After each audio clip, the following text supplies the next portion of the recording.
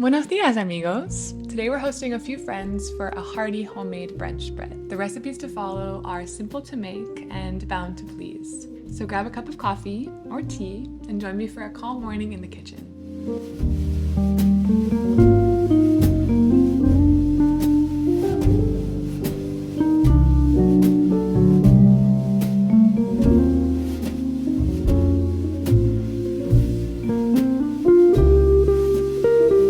So on our brunch menu today, we have a summery veggie-packed frittata, sourdough pecan cinnamon rolls with a tangy cream cheese frosting, and then to top things off, we have a ginger raspberry mocktail.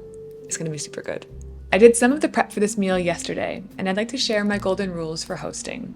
Simple ways to keep entertaining light, fun, and stress-free. First, preparation is key. The more you prep ahead, the less you'll be running around while guests are mingling. Chop vegetables, measure ingredients, and even set the table in advance. Little steps like these give you breathing room to actually enjoy the party yourself. A well-prepared host is a relaxed host. Second is balance your flavors. Offer a mix of textures, colors, and flavors on the table. Crunchy and soft, bold and subtle, hot and cold. We eat with our eyes first, so a vibrant, well-arranged spread makes everything more inviting. It's not about perfection, it's about creating a table that's lively and appealing. And lastly, know your audience. Be mindful of dietary needs and preferences. Vegetarian friends, gluten-free folks, or those who prefer to skip bacon deserve thoughtful options. A few small accommodations can make everyone feel welcome, and nothing says great host like considering everyone at the table. If you have any hosting tips of your own, please share the love and drop them in the comments down below.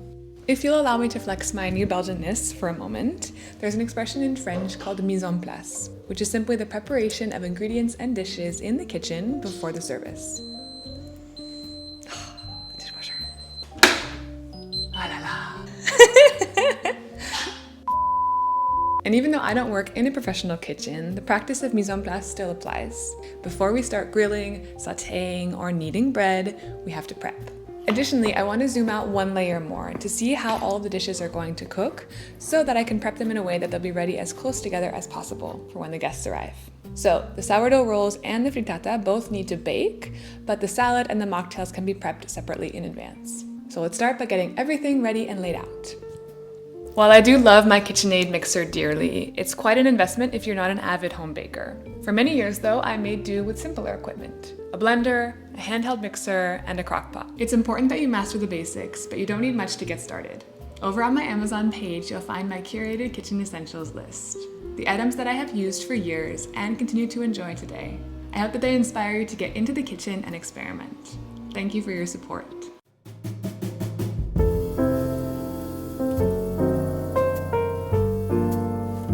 Let's take a minute to talk about the sourdough cinnamon rolls, shall we? Sourdough has been the new kid on the block in our house recently, but it has been a finicky crush. A few days ago, I made some sourdough dinner rolls that did not turn out very well. They had more resemblance to a hockey puck than a dinner roll, but they were still edible, and c'est la vie of experimenting in the kitchen, you know? We bake and we learn. The cinnamon rolls that I'm going to be baking today use sourdough discard, which is nice because they still incorporate the fermented, tangy flavor of sourdough and all of the benefits without the long ferment time required of a traditional bake. They will, however, benefit from about an hour of proofing time. Translation, we make them now and then forget about them while we go on with the other dishes. The original recipe is by an American creator, Tessa Smith. Her page is linked down below, and I've made them before with great success.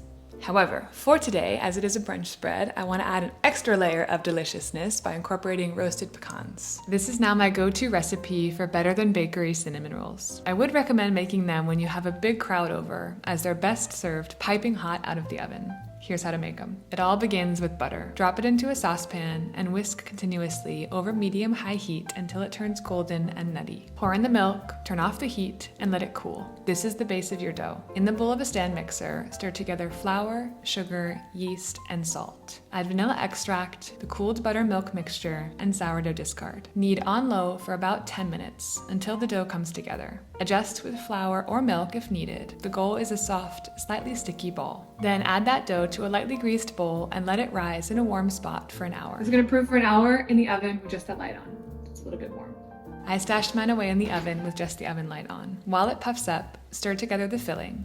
Just butter, sugar, and plenty of cinnamon. Once the dough has risen, roll it into a rectangle about a half an inch thick. Spread the filling edge to edge, sprinkle on the toasted pecans, and then roll it up like a log. Use floss or a knife to cut it into 8 equal pieces. Nestle them into a skillet or a baking dish, and then let them rise again for another 30 or 60 minutes until they're puffy and spring back with a gentle poke. Overnight in the fridge works too if you're planning ahead. When you're ready to go, preheat the oven to 175 degrees Celsius or 350 Fahrenheit. If you want extra gooey rolls, splash a little bit of milk or cream between them and then bake for 30 to 40 minutes until golden and fragrant. While they bake, stir together the frosting, soften cream cheese, honey, and a splash of vanilla. A mixer will make it extra smooth, but even if it's a little lumpy, the warmth of the rolls will melt it right in. When the rolls come out of the oven, plop the frosting generously on top. Your kitchen will smell amazing, and you'll have a pan of soft, sweet rolls ready to share. The savory star of our show today is our fluffy frittata.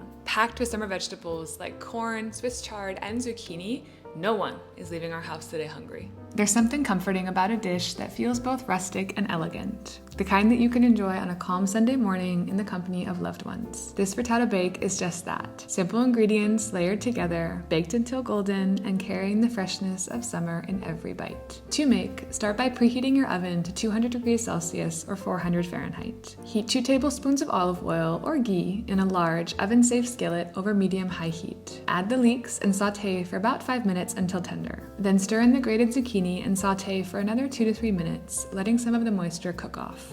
Add the green onions and corn and season with salt and pepper to taste. Cook for a few more minutes, stirring well to combine. While that's going, prepare the filling. In a large bowl, whisk together the eggs, milk, and a half teaspoon of salt. Stir in the Swiss chard and herbs, then pour the eggy mixture over the vegetables. Crumble feta on top, and if you like, lay 2 green onions across as a simple garnish. Bake for 25 to 30 minutes until the frittata is puffed, golden, and set in the center. Let it cool slightly before serving. Then sprinkle over a few extra herbs, slice it up, and bring it to the table while it's still warm. This is the kind of dish that disappears quickly. Hearty, fresh, and just right for a lingering weekend brunch. And a quick make-ahead tip. You can sauté the vegetables and whisk the egg mixture the night before. Store them separately in the fridge, then combine and bake in the morning. That way, you'll have a fresh, warm frittata with almost no effort when the guests arrive. And to sprinkle in a bit of color, we've got a fresh salad with a honey Dijon vinaigrette.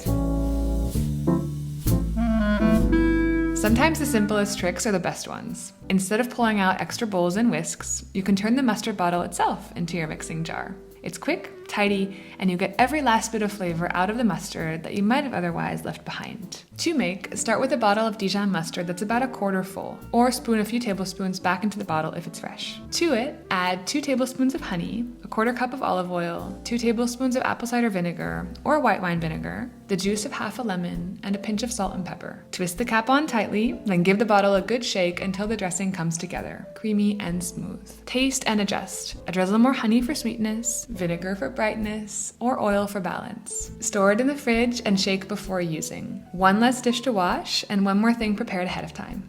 And for libation, a ginger raspberry mocktail. A Sunday brunch wouldn't quite be complete without a signature drink. Here I've chosen a spin on the traditional mimosa. The base of this one is a strong juice made from ginger and lemon, to which we add sparkling water and a few raspberries. Feel free to adjust the ratio of ginger juice to water to fit your taste. Cheers! Thank you all so much for joining me this morning in the kitchen for our Sunday brunch. If you enjoyed this video, then make sure you click here for more summer recipe inspiration. I'm wishing you a lovely rest of your day, and I'll catch you back here super soon. Ciao!